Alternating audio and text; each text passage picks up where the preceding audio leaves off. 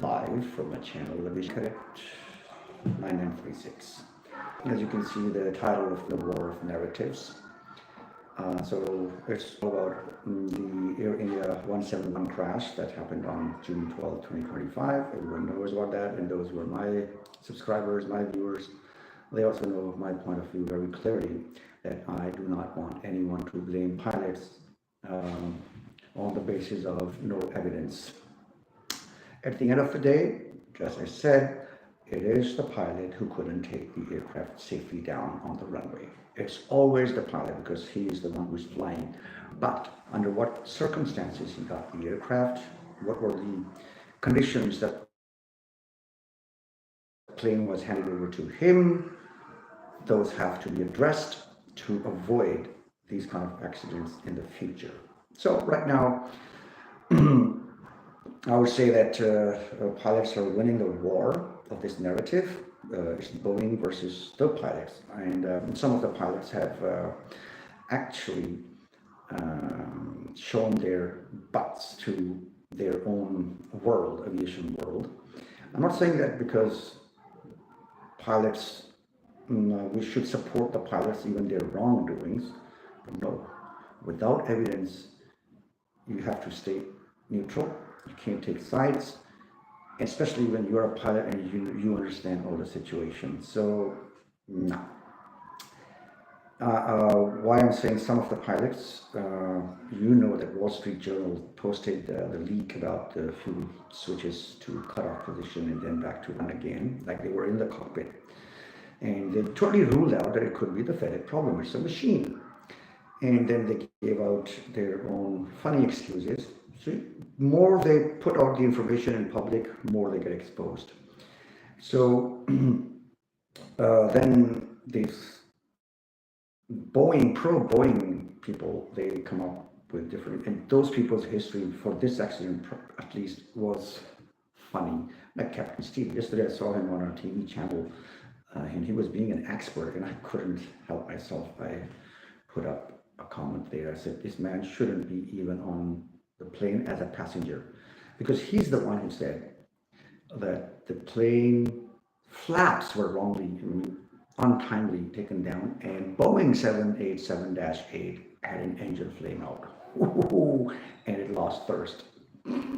That's a slap on Boeing's face right away. But now he is talking about the Boeing because he's American, and of course Boeing is American too. So that's where the national, bias come out because the other party is Indian. So brown people, you. And when he was caught, when he was criticized, he changed his statement. And this next day, his video, and by the way, the first video, he got 12 million hits because that was seen in India as well and out of India as well. So he got 12 million hits. That's more than the amount YouTube pays, more than his monthly salary or yearly salary, even I would say, because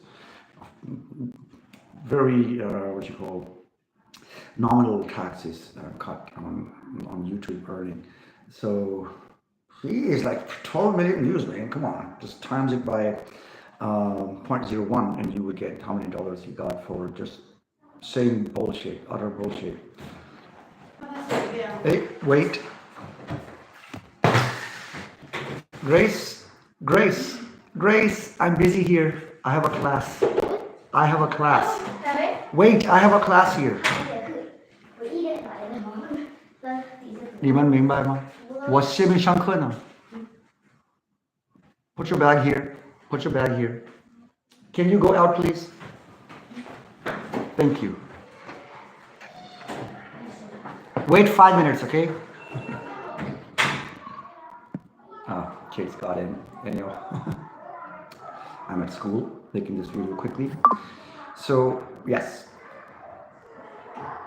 And then, in the follow-up video where he said, oh, rat deployment changes everything. In that video, he clearly said that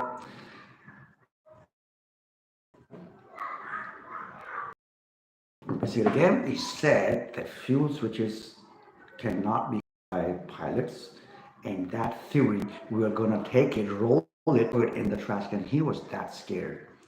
But of course, there were Boeing people and FAA and NTSB people who were part of this investigation, and they are leaking everything to WSJ, Wall Street Journal, and this is unethical. Even if you are not given the under the oath, try to do that in America, in your own country, and you will see that the people will sue the F out of your asses. But again, the opponents are Indians, so who gives a damn ass F about them? This is unethical that you're leaking things step by step in order to blame, not blame, but to humiliate the pilots, the ones who are actually sitting on these, fuel tanks most of their lives, and that could explode at any time. That could happen. Anything to happen. They are risking their lives. I know they're getting paid for that, but yeah. But you are humiliating them. So if you look at the takeoff, now the news story, the captain took the now because of the timeline, they tried to show that this happened right after when the liftoff happened and the the rear wheels got into the air, and right at that time the fuel switches were cut off.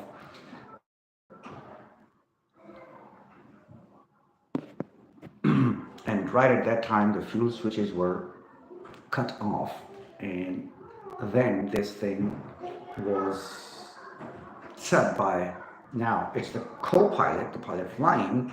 Now watch this video first, okay? Okay, it's a live transmission, but anyhow, if you see Boeing 787-8's takeoff, pilot flying is on the right side from the back, okay, facing towards the nose of the aircraft, and pilot monitoring is sitting on the left side. So you will see very clearly that on takeoff roll, pilot flying's hands are on the yoke stick, and pilot monitoring hands go to the throttle, right? No matter what aircraft it is, this is the protocol, standard operating procedure. And if you look at the pilot's shoulders, they are tense. He's very tense. Your peripheral view gets minimized to, I'm telling you, only this one, because you have to maintain the nose of the aircraft on the yellow line, on the white line, on the runway. You have to keep the aircraft in the middle. You can't make it left and right. So for that, your feet are moving left and right all the time, even a small movement. Your body is tense, stiff. That's the time. If you take a whole needle and pinch this pilot flying, he would not have any reaction to that one, because his whole vision is concentrated on keeping the plane in the center. It's not easy. There's thousands of horsepower running, thousands of pounds of thrust is getting out of the engine. And this aircraft is like a beast running on the runway, and you cannot control it if you are, looking up, right down, and like, oh, nice view, man. And you've seen the vibration, everything. Now, and once the rotation starts, the captain's hands go to his knees. Even then, now, once the plane is on top of, when it's lifted off, the pilot flying's concentration is not to drift right of the runway or left of the runway. Why?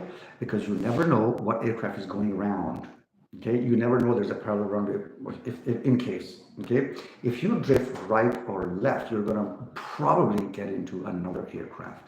So in order to avoid all these things, the pilot flying is, damn man, he's okay, here, that's his vision, not this, not beyond my fingers. That's the vision. And you are telling me that at that time he turns back and says, "Hey, Captain, are you turning off the switches? Why?" And the captain says, "No, don't tell a lie." And after that, what happened? How did the engines relight? So there must be a fight, kung fu fight between the co-pilot and the captain. Because if someone is trying to cut the fuel off, and I'm sitting in the cockpit as a co-pilot, and he's trying to kill me, right? What I'm going to do with that person, no matter what, it's life and death in front of me. I'm going to beat the shit out of that mofo. So here, nothing happened in those parts. Okay, sorry, brother, I did that. So now let's live again. These idiots, these foreign TikTokers, trust me. So what happened when they leaked the new report out, and the Air India Investigation Board, AIB, they issued a letter And now the PMO, the Prime Minister Office of India, is also going to issue a letter against these. It's not freedom of speech, it's dishonesty to the people who are leaking these reports.